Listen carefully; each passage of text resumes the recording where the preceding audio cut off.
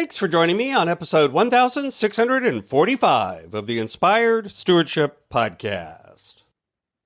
Hi, I'm John Finkeldy. I want to challenge you to invest in yourself, invest in others, develop your influence, and impact the world by using your time, your talent, and your treasures to live out your calling. Having the ability to get your heart and mind set on God is key. And one way to be inspired to do that is to listen to the Inspired Stewardship Podcast with my friend Scott Mader. To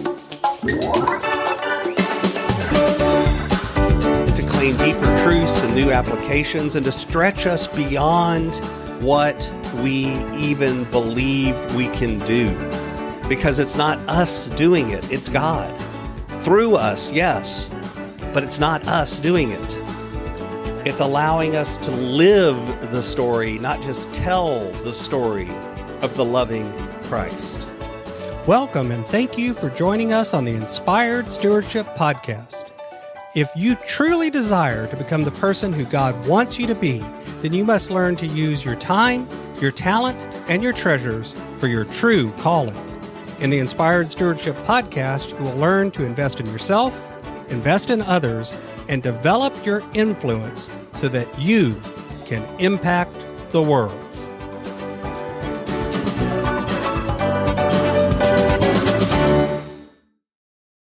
In today's Spiritual Foundation episode, I talk about John chapter 14, verses 15 through 31. I talk about how the farewell discourse is a powerful message on how we are called to be disciples. And I also share how the Spirit pushes us forward. John chapter 14, verses 15 through 31 says, "If you love me, keep my commands, and I will ask the Father, and he will give you another advocate to help you and be with you forever, the Spirit of truth. The world cannot accept him because it neither sees him nor knows him, but you know him, for he lives with you and will be in you. I will not leave you as orphans, I will come to you. Before long, the world will not see me anymore, but you will see me. Because I live, you also will live.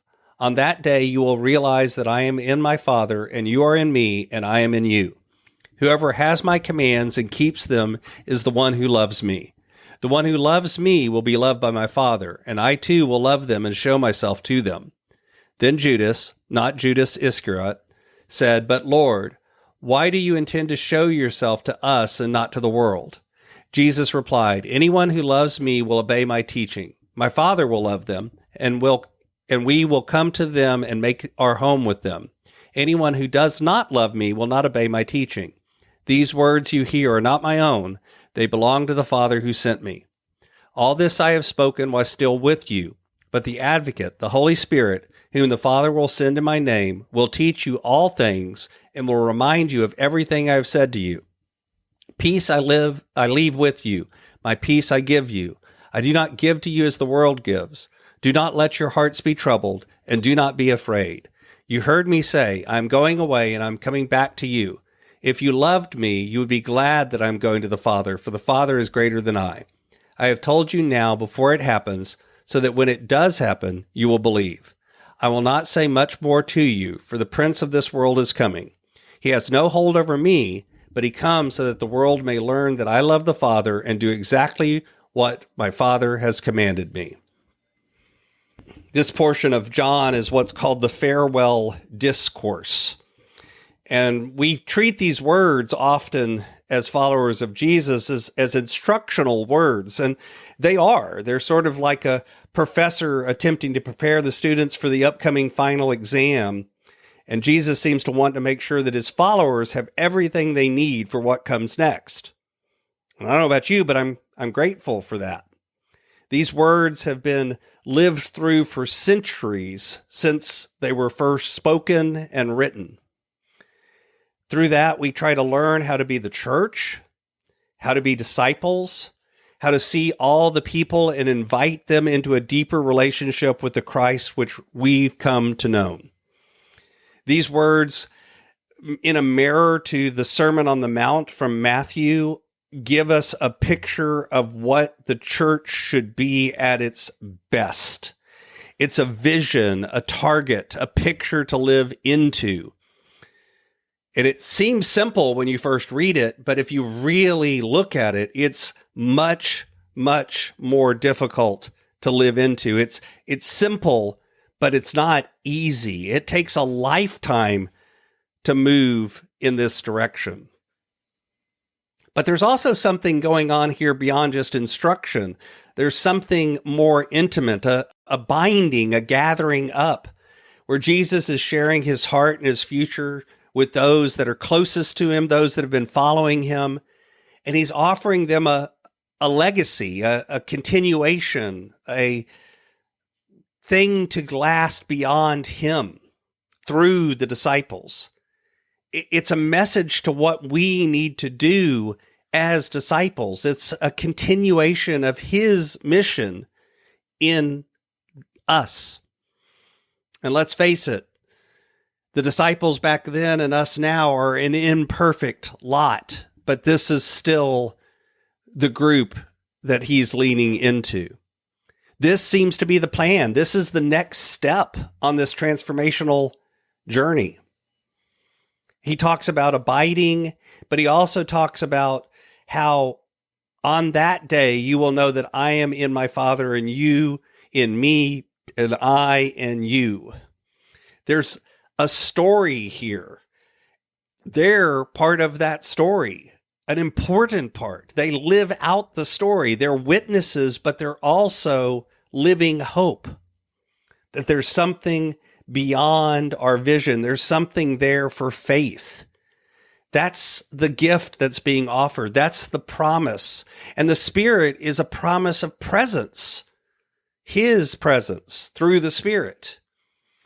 The Spirit is something that we can hold on to that's well beyond our grasp. It's how we can make sense out of the story and the experience and the relationship with this one we call Lord. The Spirit gives us utterance. The Spirit abides with us and becomes part of us. And we become part of the story. We become the hands and feet of the gospel, the living out of the gospel. And the Spirit is often confusing. It's often something that we don't fully understand. But what Jesus is saying here is there is something we can count on and know when it comes to the Spirit. We have access to or awareness of the Spirit, but it comes as a function of faith. It comes as a relationship with Christ. The world cannot receive it, but in relationship with Christ, we can. And it's not because the world isn't worthy. It's not because they're outsiders. It's simply because they don't yet have that relationship and that command, and they aren't living out the love that opens the door to the Spirit. It's certainly possible to have an experience of God without a relationship with Jesus, but to be known by the Spirit takes something different, something deeper. It says, I am giving myself over to this. And Jesus says, I won't leave you alone. There's a connection through me and through the Spirit and to the Father. That is there. And the Spirit is there with you to teach you, to remind you. We sometimes call the Holy Spirit the advocate, or the helper, or the comforter, or the counselor. This presence is there to connect us and give us a sense of who we are and who we're supposed to be. It's to remind us what we actually already know on the inside. It's to remind us of all those teachings that we learned as children, but we forget or set aside and say, oh, these don't really apply to the adult life. It's the Spirit that comes and whispers in our ears and reminds us, you're better than that. You can make better choices than that. It's the Spirit that comes when we're in the dark night of the soul and reminds us you're not alone, that you are loved and lovable, even when you feel at your most unlovable. And we're pushed further by the Spirit. We're pushed to go further and climb higher and reach new levels of understanding and experience. The Spirit works with our spirit to claim deeper truths and new applications and to stretch us beyond what we even believe we can do. Because it's not us doing it, it's God. Through us, yes, but it's not us doing it. It's allowing us to live the story, not just tell the story of the loving Christ. Thanks for listening.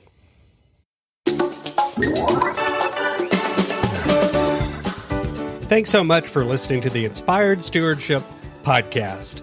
As a subscriber and listener, we challenge you to not just sit back and passively listen, but act on what you've heard and find a way to live your calling. If you enjoyed this episode, do me a favor. Go over to facebook.com/inspired stewardship and like our Facebook page and mark it that you'd like to get notifications from us so that we can connect with you on Facebook and make sure that we're serving you to the best of our abilities with time and tips there. Until next time, invest your time, your talent, and your treasures. Develop your influence and impact the world.